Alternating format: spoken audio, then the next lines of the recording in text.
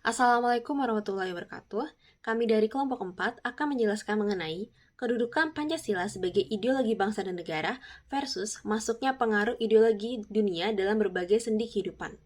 Adapun anggota kelompok kami terdiri dari Gabriel Michel, Filona Nuranisa, Lita Maharani, Muhammad Lutfi, Reka Anggiana, saya Sunitri Astuti, Alifa Iftinan, Dela Okta, Nita Priyani, Dwi Damayanti, dan Vira Triana Putri Siagian.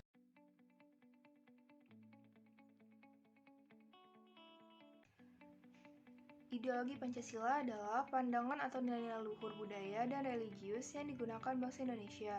Hal itu berarti setiap nilai-nilai yang terkandung dalam Pancasila harus diteruskan dalam kehidupan sehari-hari. Pancasila sebagai ideologi memiliki makna yaitu 1. Nilai-nilai yang tercantum dalam Pancasila menjadi catatan cita-cita normatif penyelenggaraan negara. Yang kedua, nilai-nilai yang tercantum dalam Pancasila merupakan nilai yang disepakati secara bersama dan menjadi pemersatu masyarakat Indonesia. Selanjutnya, fungsi dari ideologi Pancasila. Yang pertama, sebagai media pemersatu bangsa Indonesia. Yang kedua, membimbing dan mengarahkan bangsa Indonesia untuk mencapai tujuannya.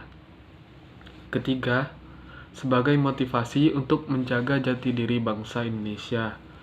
Yang keempat, sebagai pedoman hidup dalam menjalani norma-norma kehidupan. Yang kelima, menumbuhkan rasa nasionalisme dan patriotisme. Yang keenam, menunjukkan jalan serta mengawasi untuk menggapai cita-cita dari Pancasila. Pengertian Pancasila sebagai ideologi terbuka. Maksud dari pengertian ini adalah Pancasila tidak perlu untuk mengubah nilai-nilai dasarnya untuk mengikuti perkembangan zaman. Selanjutnya, nilai-nilai Pancasila sebagai ideologi terbuka. Terdapat 3 poin. Yang pertama, nilai dasar, yaitu nilai yang mendasar yang biasanya tetap dan tidak berubah. Yang kedua, nilai instrumen. Ini adalah nilai dasar yang dijelaskan lebih luas di Undang-Undang Dasar 1945. Yang ketiga, nilai praktis. Maksudnya adalah nilai-nilai yang dilaksanakan di kehidupan sehari-hari, di kehidupan bermasyarakat, berbangsa, dan bernegara. Kemudian dimensi Pancasila sebagai ideologi terbuka, terdapat 3 poin. Yang pertama, dimensi realitas, nilai mendasar yang mencerminkan realita kehidupan masyarakat. Yang kedua, dimensi idealisme, yaitu ideologi yang memberikan harapan serta cita-cita pada masyarakat untuk kehidupan yang lebih baik. Yang ketiga, dimensi pendukung, mencerminkan atau menggambarkan kemampuan menyesuaikan dengan perkembangan masyarakat. Ada beberapa faktor atau gagasan yang mendorong Pancasila sebagai ideologi terbuka. Yang pertama, perkembangan masyarakat yang pesat. Bisa dilihat saat ini, kita bisa mendapatkan informasi dengan mudah, meskipun itu berasal dari berbagai negara di dunia. Karena itulah, perkembangan masyarakat sangatlah pesat. Karena faktor inilah, Pancasila diharapkan bisa terbuka dan menerima hal-hal baik yang tentunya sesuai dengan nilai-nilai yang dianut. Yang kedua, pembangunan nasional berkembang pesat. Karena masyarakatnya sudah berkembang, maka pembangunan nasional pun ikut berkembang dengan cepat. Pancasila sebagai dasar filsafat serta ideologi bangsa dan negara Indonesia bukan terbentuk secara mendadak, serta bukan hanya diciptakan oleh seseorang sebagaimana yang terjadi pada ideologi-ideologi lain di dunia. Namun, terbentuknya Pancasila melalui proses yang cukup panjang dalam sejarah bangsa Indonesia. Assalamualaikum, izin perkenalkan diri, nama saya Dwi Damayanti. Di sini saya akan menjelaskan tentang macam-macam ideologi di dunia.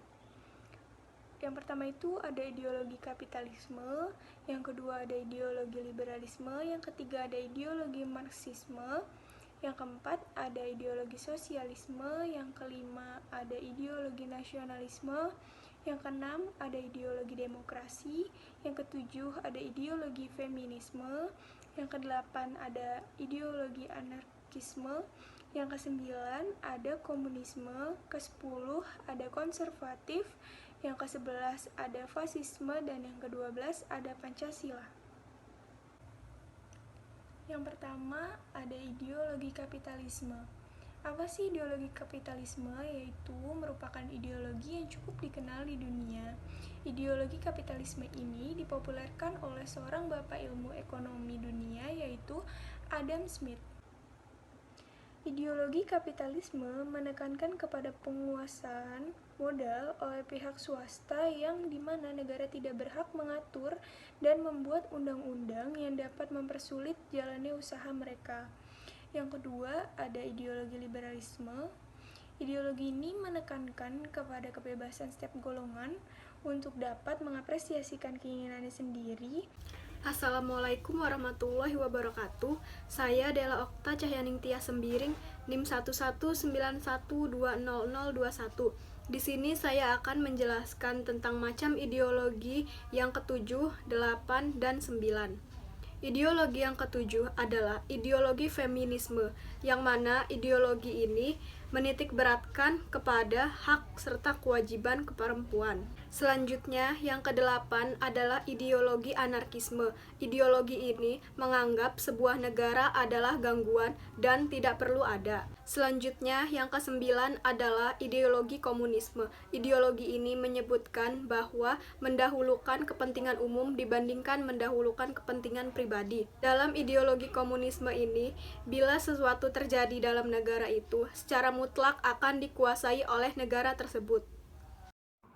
Yang ke-10 ada konservatisme. Konservatisme merupakan paham yang memiliki beberapa unsur yang penting yang harus ada di dalamnya. Yang pertama, filsafatnya adalah perubahan tidak selalu berarti sebuah kemajuan. Maka lebih baik perubahan itu berlangsung tahap demi tahap tanpa harus mengguncang struktur sosial politik sebuah negara. Kedua, inti pemikiran paham ini yakni memelihara kondisi yang sudah ada agar terjaga kestabilan yang dinamis dan juga statis. Ketiga, landasan pemikiran yakni bahwa manusia pada dasarnya lemah dan terdapat insting jahat di dalam dirinya, sehingga diperlukan pola pengendalian dengan aturan yang ketat. Keempat, memiliki sistem pemerintahan antara demokratis dan juga otoriter. Ke-11 ada fasisme.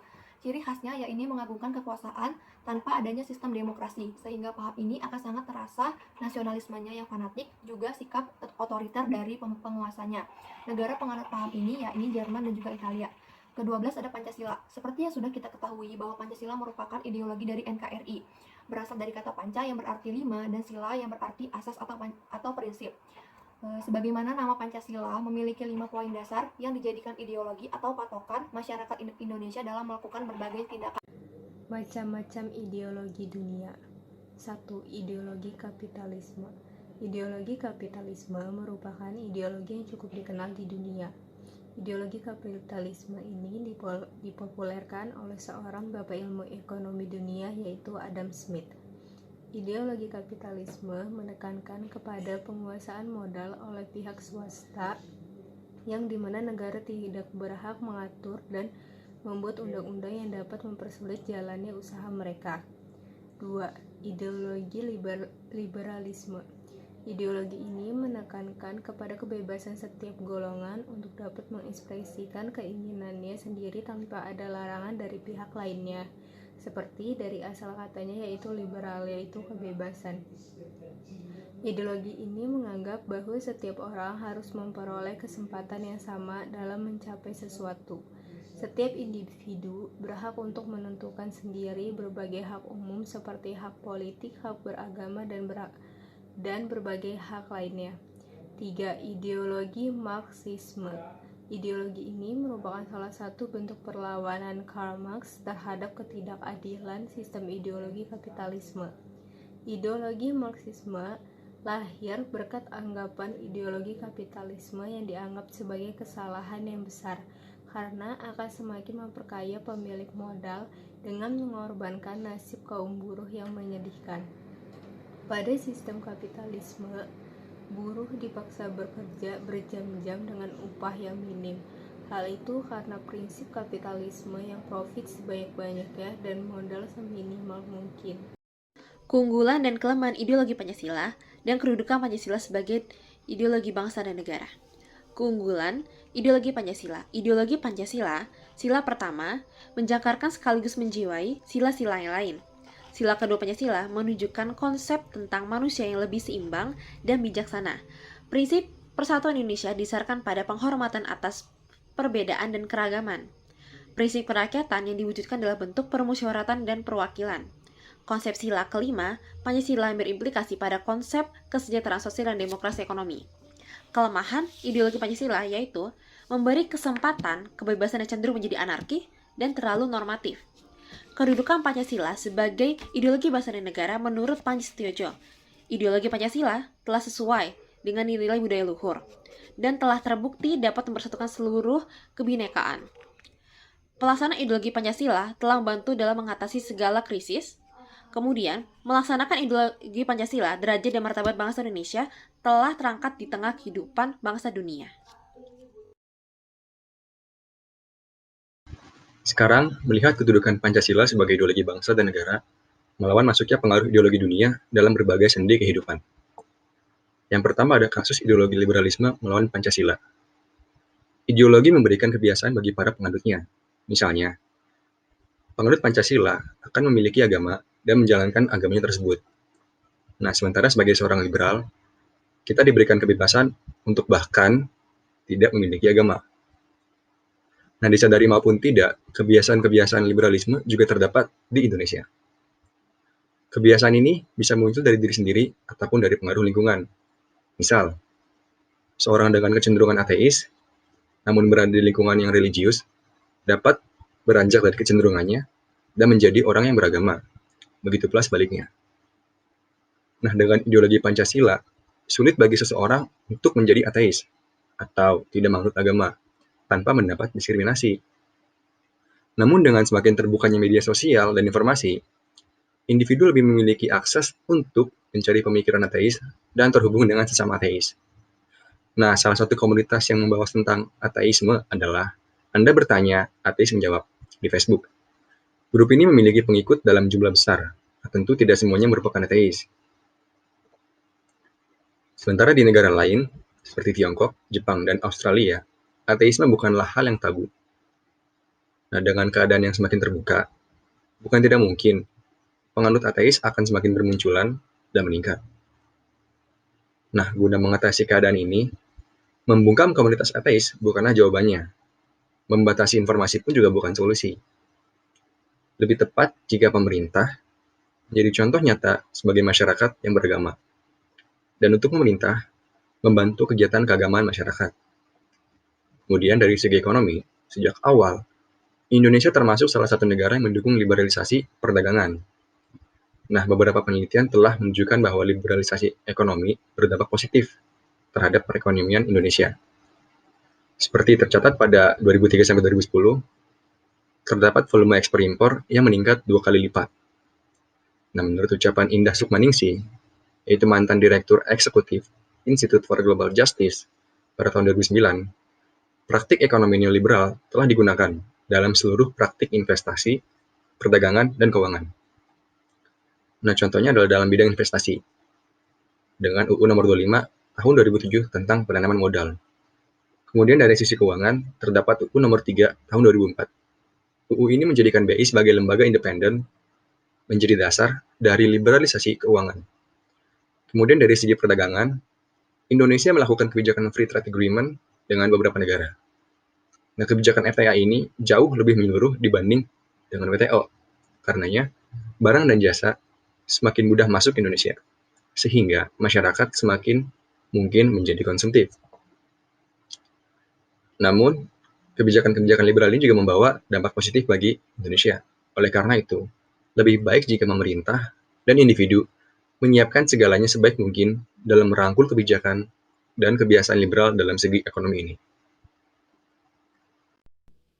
Kasus ideologi komunisme vs Pancasila. Dalam sejarah Indonesia, PKI melakukan 3 pemberontakan namun semuanya gagal. Ideologi komunis memiliki prinsip yang sama, semua milik rakyat dan dikendalikan oleh ideologi komunis yang didasarkan pada tujuan pemerintah adalah memperlakukan semua orang sama. Namun kenyataannya ada kekerasan. Untuk menghancurkan orang-orang yang tidak sejalan adalah tindakan dan harus dilakukan dengan revolusi dan radikal. Dengan demikian, ideologi komunisme cenderung melahirkan sistem politik yang rezim otoriter dan tirani. Alternatif solusi, pilihan ideologi Pancasila ke pemerintahan Indonesia karena Pancasila adalah basis yang mengikat orang Indonesia, tidak mengenal suku dan ras. Selain itu, Pancasila adalah wujud bangsa Indonesia dalam cara mereka melakukan kebangsaan dan kenegaraan. Pancasila adalah fokus dalam memberikan persatuan dan kedamaian. Ideologi komunis tidak bisa dijadikan ideologi karena membatasi demokrasi warga. Ideologi komunis tidak dapat membantu mencapai tujuan ini karena tidak sesuai dengan tujuan bangsa yang ingin dicapai.